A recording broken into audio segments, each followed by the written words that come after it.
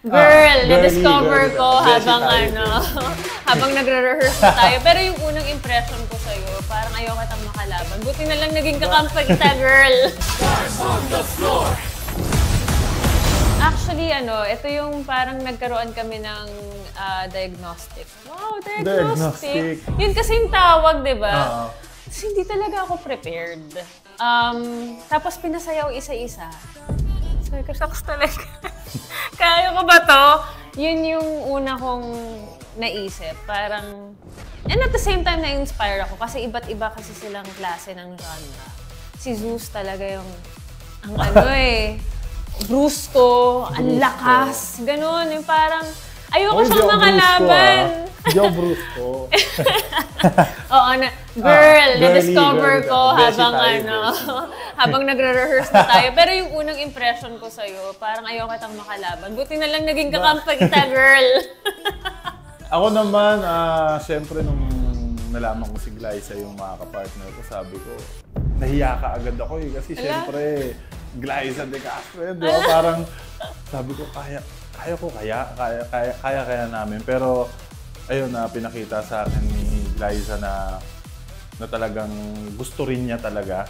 At yun parang doon sa rehearsal namin gumaan yung pakiramdam ko na okay, hindi pala siya yung parang hirap kausapin, yung hirap lapitan. Kumbaga, komportable ka kaagad lalo na sa rehearsal kasi syempre very rin siya, professional na talagang pag sinabing doings talaga, gagawin lahat, kahit paulit-ulit yan, kahit mapagod. Kaya hindi rin ako nahirapan na mag-partner kami.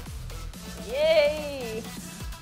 Katulad ng sinabi ni Zeus, nung nag-rehearse na kami ulit, actually, ito yung recent na rehearsal namin. Nagkaroon kami ng mas mahabang time to get to know each other. And then, syempre, before that, nakapag-rehearse kami. So, tinitignan ko rin yung mga dance rehearsal videos namin. Tapos parang ini-emulate ko din yung mga galawan niya. Tapos nung recent na namin, parang rehearsal, ang dami kasing idea, 'di ba? Parang ang sarap nung feeling na nandun si LA, yung choreographer namin. And then parang nagtatanong din siya sa atin, 'di ba? Nakakatulong rin tayo sa kanya. Yes, na hindi siya yung tipo ng choreographer na ito yung gawin niyo, ito lang. Parang tatanungin niya, okay ba kayo doon? Kaya kami siguro nag-loosen up din kasi parang hindi namin feel na dinidiktahan lang kami. Oo, tama.